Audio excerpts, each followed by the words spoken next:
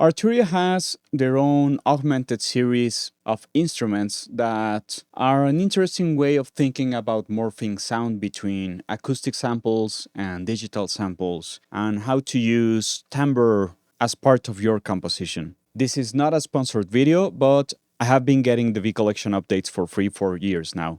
So this is not a sponsored video, but I really like what they're doing. This video is completely DAW agnostic. You will see a couple of suggestions and ideas on how to take advantage of different modulators and how to take advantage of sounds to make some interesting timbres for your own music. And this will teach you how to use any of their augmented series instruments. Because lucky for us, they have really thought that through and one interface works for all of them. Straight from Mexico City, my name is Juanchis and today I did this example.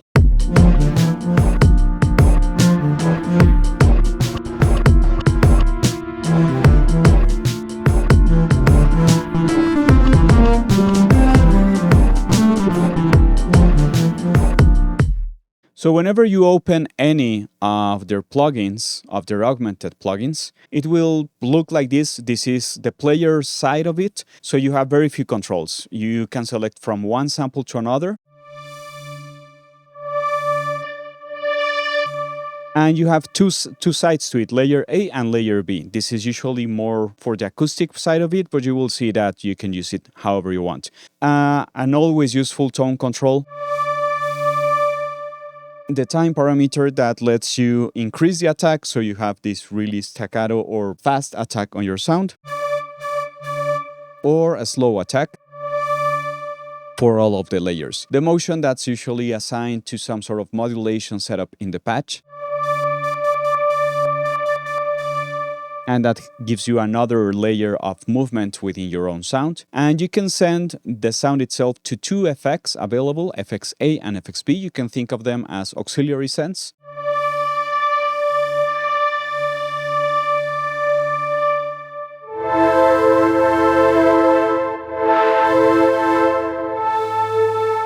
And you also have available a delay and a reverb.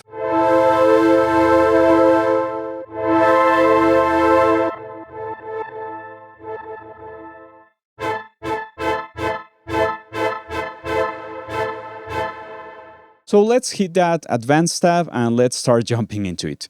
So for all of the augmented series, this is a huge walkthrough. You always have available two samplers or synth sampler available. Let's just start fiddling around with it. Layer A, this is the one we will be working in. You have different sources available. You have the orchestral brass, in this case, because this is the augmented brass. You have a lot of options available that work really well. You have different articulations available, such as staccato, vibrato.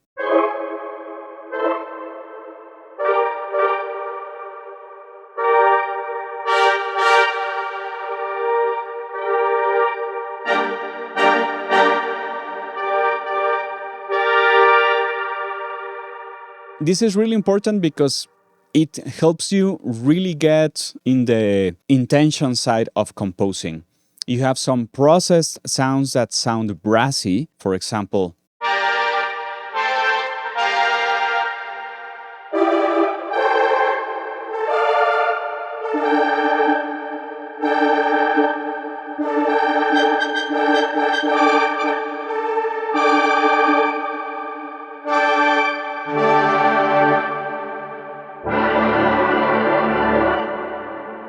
As you can listen, they already have some amazing sounds built in. You also have the chamber brass.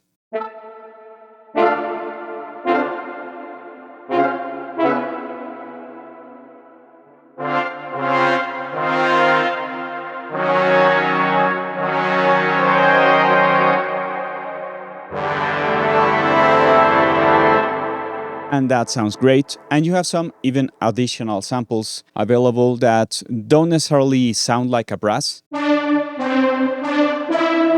especially when you start mutating them, right? But this is essentially just a sampler, this first side of it. And as a sampler, you would expect you have your envelope for your sound.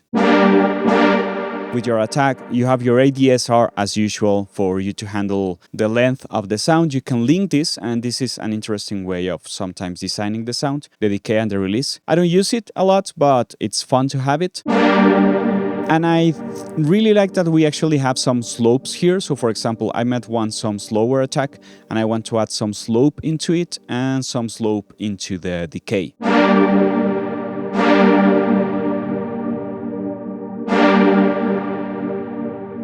The time multiplier is linked to the first knob that we looked at up top, and what this only does is multiply the time. You can go really, really fast or really, really slow. As you would expect, you have this big tuning side of it where you can just change octaves, you can fine tune in Synth, you can adjust the width of it. Because remember that if everything in your production is stereo, then nothing is stereo because you have nothing mono to compare it with. This is a really nice knob. You can randomize the start of the sample that's being played. That helps the brain not feel like it's only a repetition of the same sample always. So I'm going to press repeat and only hit 8 notes, and we will listen.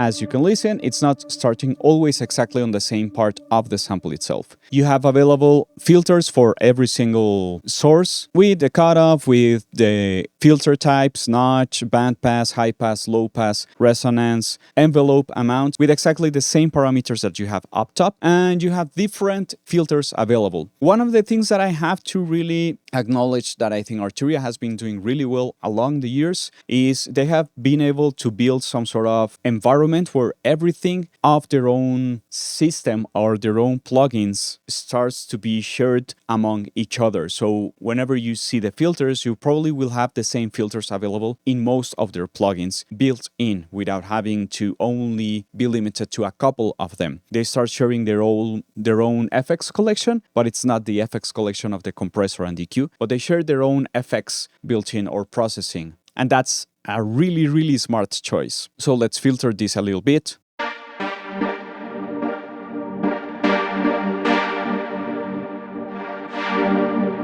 One really interesting thing to think about when you're sound designing stuff is that sometimes the sounds themselves sound a lot more interesting when you go into another octave. So I'm going to go down 2 octaves, and I'm going to turn this into a mono synth, and I'm going to turn this into a bass.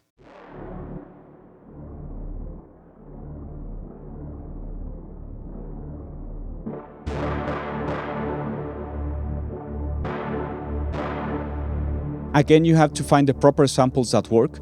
But for example, for this, I really like how trumpets or tubas, like this horn structure of harmonics, sound when you're really, really down. And you can even see it's limited in the range that I can play it. So I could play it up here, and then I can bring it really, really down.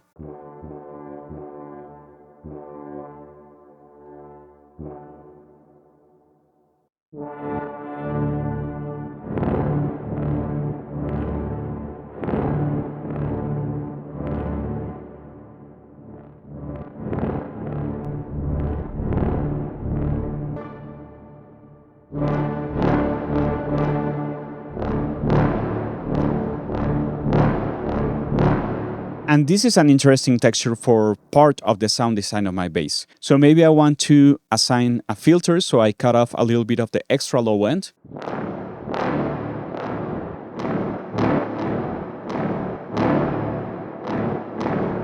Be sure to always check all of the knobs that will be showing up whenever you're changing the samplers available.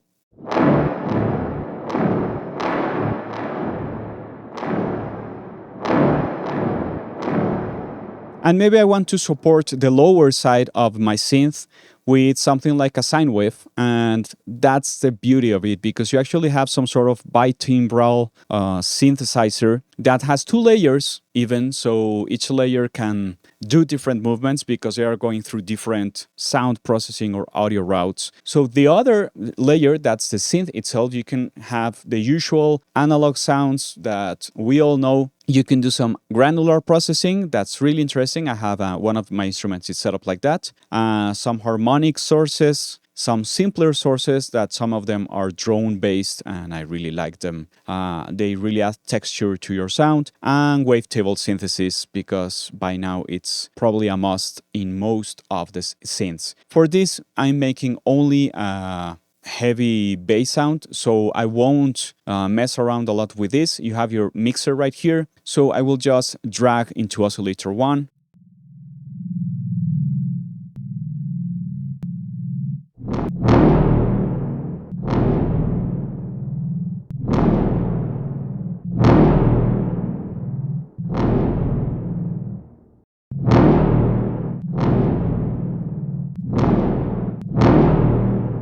And now I have this strong bass sound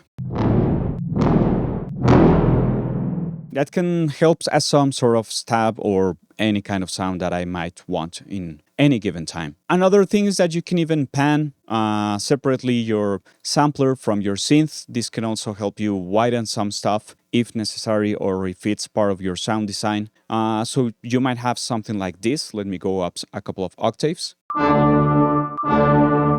And, you know, a couple of sounds that need that kind of widening with a little differences might be interesting. Or you can even make as fast movement where they just go from the center and they open up. The layer B is exactly the same thing. You have a sampler with the same kind of sources. You have another synth with the same kind of available things. Here in the granular, some of the built-in synths already have several samples available. Not all of them do. And I tried loading different samples here and I couldn't. So please, Arturia, if you're watching this, correct me in the comments. I don't think you can. I think it would be nice to be able to do something like that. But yeah, so when you're dealing with the controls of the granular synth, I love the idea of always trying to fiddle around with the starting point of the sample itself. The density is always the frequency at which the grains will be generated. The size is the size of the grain. That's why it's given in milliseconds, and this is given in frequency. And you could also sync it to your DAW, so it's always matching.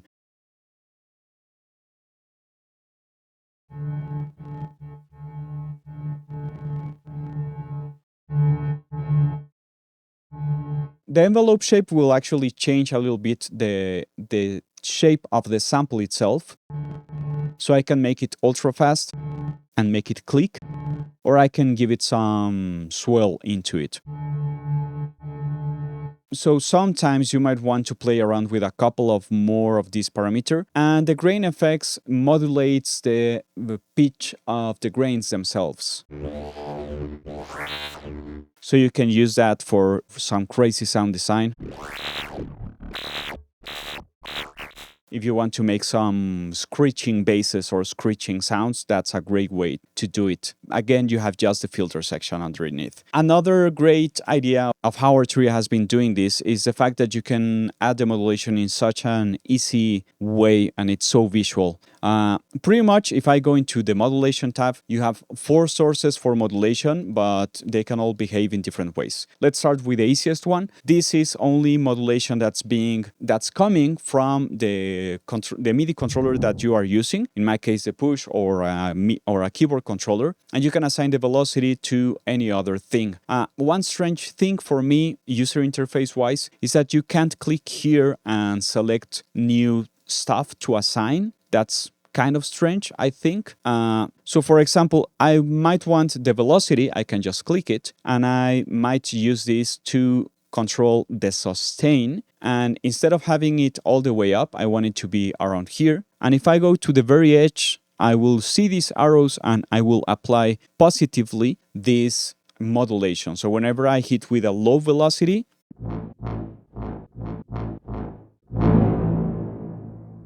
I'm getting this. And when I hit it really hard, I'm increasing the sustain itself as a whole level of where it's sustaining the instrument. And you can start changing all of this. You have a couple of other parameters here, like the glide, that's always useful for making 808s or other kind of moving sounds. But this is pretty much what we all know. For the LFOs, remember that an LFO, you can think of it as only another hand that you don't have to use that will be moving a parameter as long as something is going on, as long as something is pressed. For example, every time a key is being pressed, it will trigger the LFO and it will start happening. You could also make it behave as an LFO. That means that it will always be moving at this rate and moving a parameter in those directions. Or you can make an envelope out of it. This means that I can actually use this. Let me assign this to the filter, for example. So I want the LFO1 to open the filter. I want the filter to do this movement. It's going from up to down, and it's going to move the filter in that direction. If I change it, let me make this a lot faster. As you can see, it's only happening once. That's why this small dot is stopping here. If I make it really slow,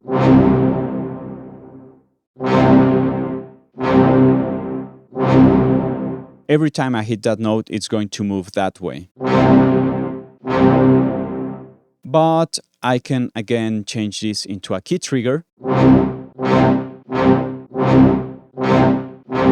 And you can listen to the filter moving.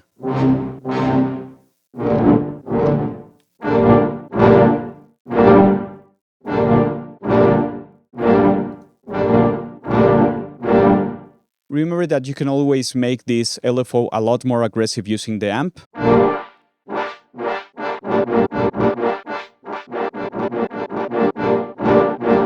And what I meant when I was saying that I was applying positively in one direction only the movement of the filter is that, as you can see right now, the filter is moving above and under the minimum value that's set in the frequency. But if I change that LFO1 into unipolar mode, the bottom side of it, it's going to mean the minimum parameter of where I set it. So now you will see that it's moving from the limit of the knob itself all the way up.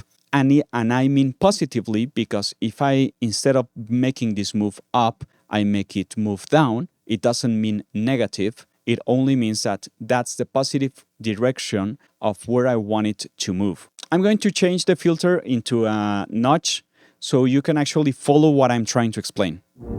So now we are only listening to this small register, like 300, 400 hertz. So with the modulation, what I will do is I will make it bipolar. And this means that the parameter itself, as you can see, will be moving up and under of the minimum value that I set up with my knob. That sounds like this.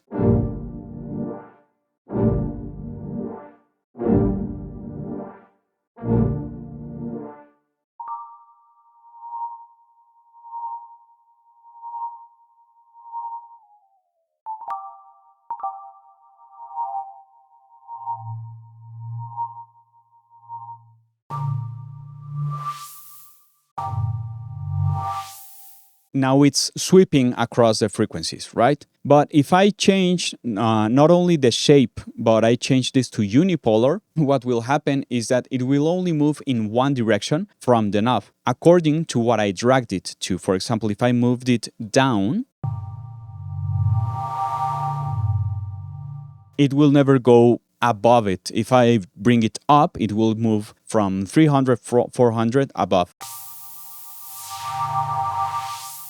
So remember this when you're dealing with modulation, that you sometimes might just want it to be unipolar instead of bipolar, so you only have a minimum value and from there up or from there down, instead of just moving around crazily with no sense whatsoever. And another small detail is that you can turn on and off the modulation right here, so you can just check with it on or off. It's fun that you can assign the vibratos right from here.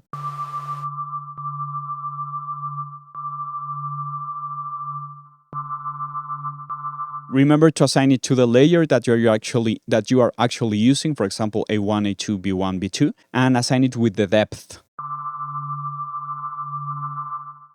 You can make the LFO polyphonic. That means that it will follow different keys when they are being pressed. And again, you have like a small slope into it, and you can increase or decrease the rate of the vibrato. And again, you can do a lot of sound design with that. LFO2 is exactly the same. The difference is that it can be used for tremolo purposes. And you can use that for gating sounds when you're using some sort of square. If you have it synced.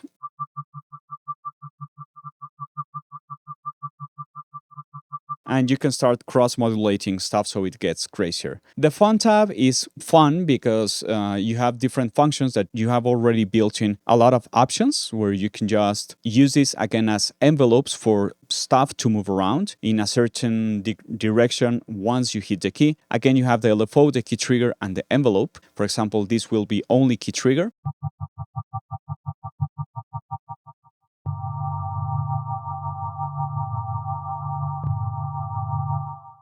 And maybe I want the filter cutoff to have a small movement in one direction first, and then it's going to be still modulated by the LFO1. So it's going to open up. As you can see here, you have 16 small grid lines, and usually this is always, or most of the times, we'll be making reference to your 16th notes across one bar of a 4/4 measure. So maybe I want it to go into it across the first quarter note,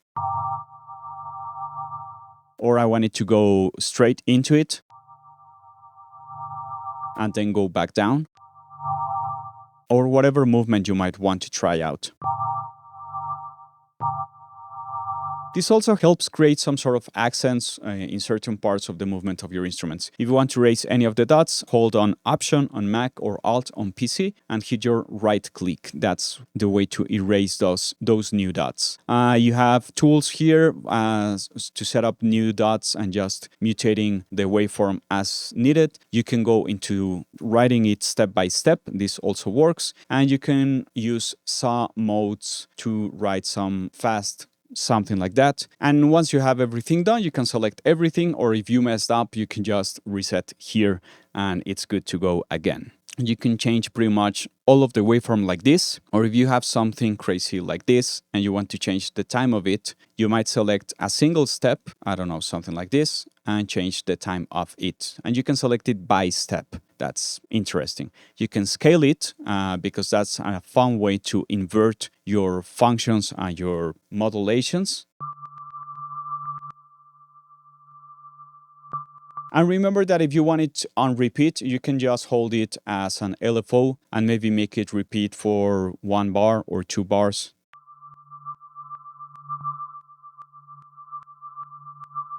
Function does is exactly the same. Random tab. The random tab is basically a sample and hold function that's taken from the modular synth world. And again, you have rates, you have the length of these variations, you have 2 different modes with the Turing mode and the sample and hold mode. And again, you can assign it as envelope, LFO, or key trigger to be polyphonic or monophonic. It's exactly the same thing. Let's go into the Arpeggiator. Once you turn it on, you have again these 16 steps. Please remember that whenever you see a 16 sort of grid line rows, it's probably talking about 16th notes across the 4/4 measurement. If you're dealing with other kind of meters, you might want to adjust it accordingly to maybe 8ths, 7ths, or 11ths, or whatever you're using. This first row is for the velocity per step, and this second one is for the chance of a note being played or not. So if I have all of my notes being played, that's going to happen. But maybe I want these 3 16th notes not to be played necessarily. And now there's a chance for them, and it's called gate because, again, it's from the modular synth world.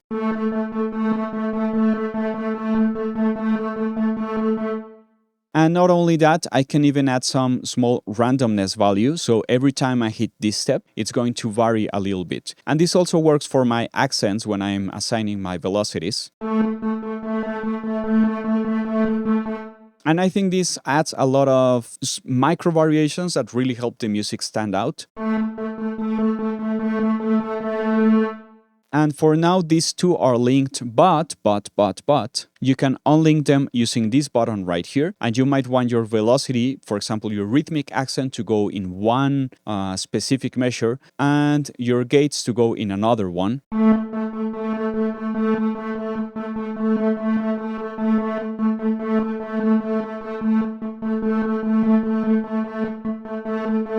And you can start playing around with some polymeters. You can change the arpeggiator mode. This works really well, so you don't have the same direction of your melodic steps. The speed, the swing is not completely on the grid, and the octaves you want to move across.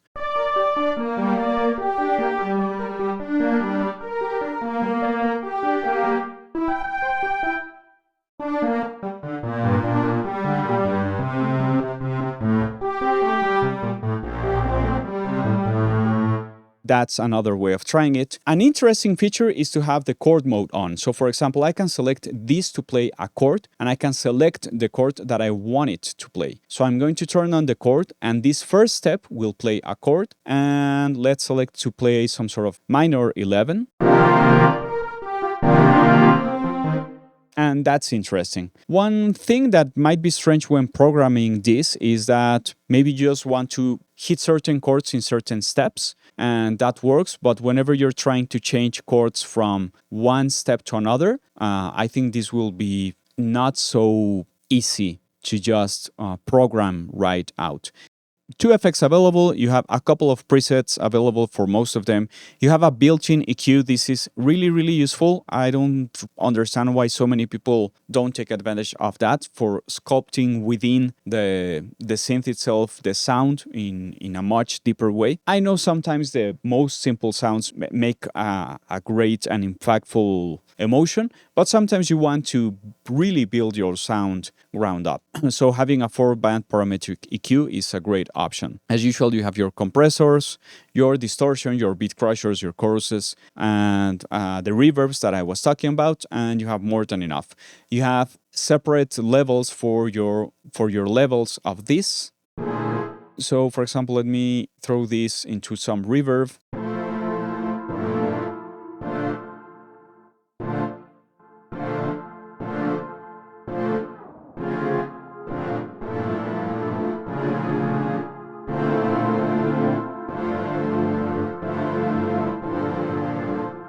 Okay, let's do it something like that. I have a filter built in for my reverb. That's also great.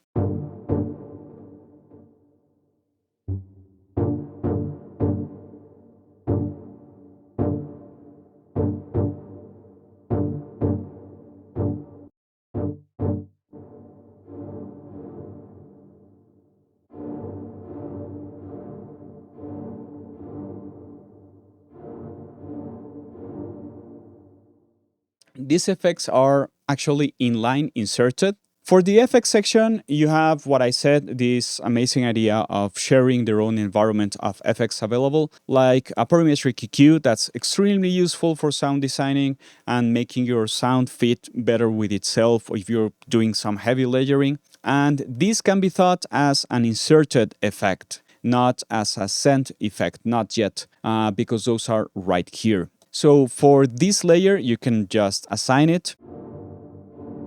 And you will see that even on my easy mode version, I changed the patch because it's easier to listen with this one. Even if I send it to FXA, this is not being used because the only difference is that this is set in line with my sound.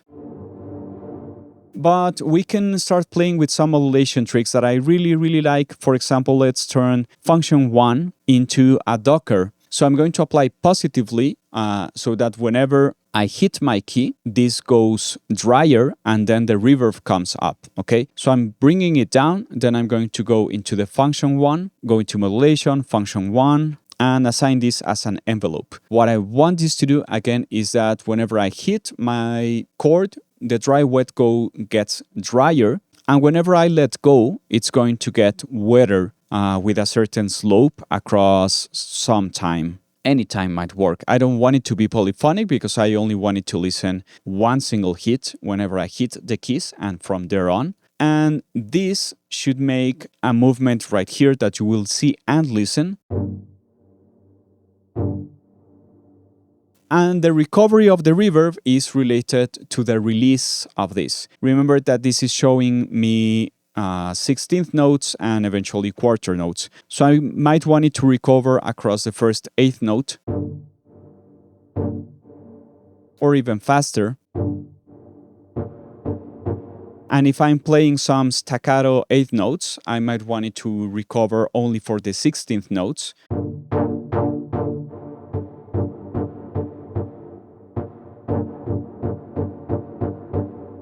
And that's an interesting way to take advantage of modulation for handling your effects, right? You could also assign something for the size and then assign it to motion. So whenever you're ending a phrase, you might want to stop the sound.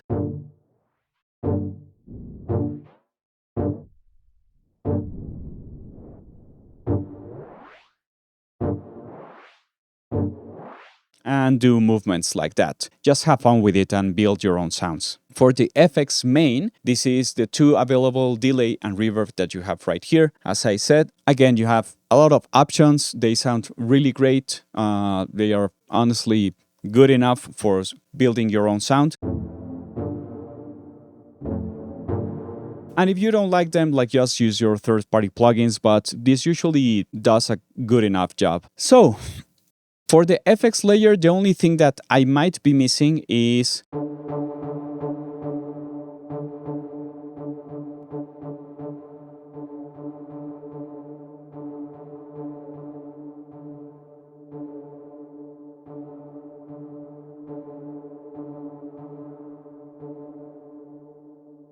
I don't really like that I cannot modulate many things right here. I don't get it why. Like the filters are available, but the decay is not, the pre-delay is not, the size is not, the damping is not. So I will have to automate this inside my DAW. I don't know why it's built like that.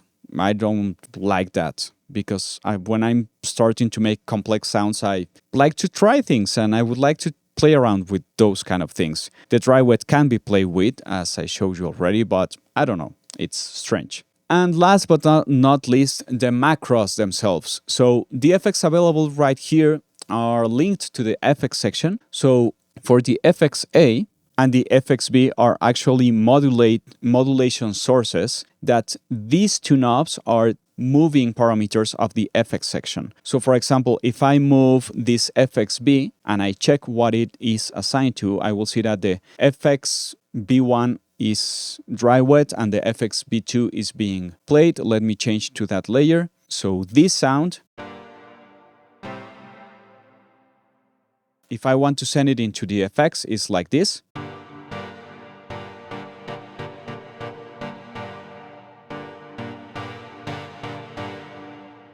And this is another way of thinking, a way of handling many effects at the same time because you're using some sort of macro control. The same thing with the delay and the same thing with the reverb. And remember that you can access those from the bottom. The same thing with the motion, the time, the morph, you can assign anything to them. The same thing as color. Usually on most presets will be assigned to some sort of filter or tone EQ in some way, but you can assign it to anything. You have a lot of things to modulate and morph your sounds. So for this example that I did, you will listen that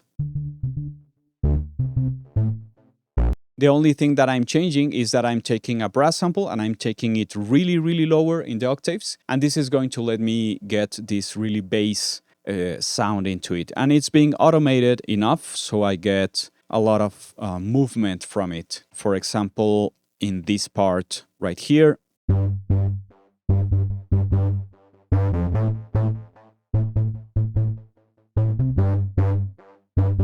And that with the drums.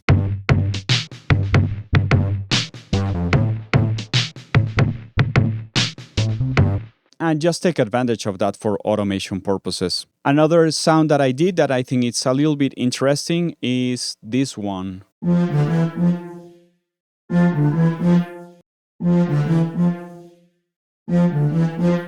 And the thing is that I'm using this granular side to it, and I'm using the sampler side of it. But you can get into some really interesting sounds by moving a couple of knobs. If you want to build it ground up, it's cool. If you want to use some sort of preset and you can start building, remember to use this explore feature and start looking for type of sounds in the musical sense, like what feature do you want it, what kind of function do you want it to be able to do in the music, or the style if you want some sort of tags and find some sound that works, or build it ground up.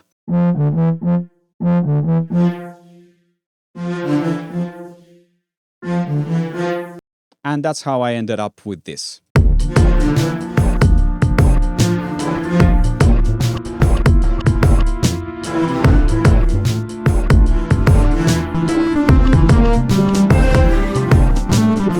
Okay, so that was a long video.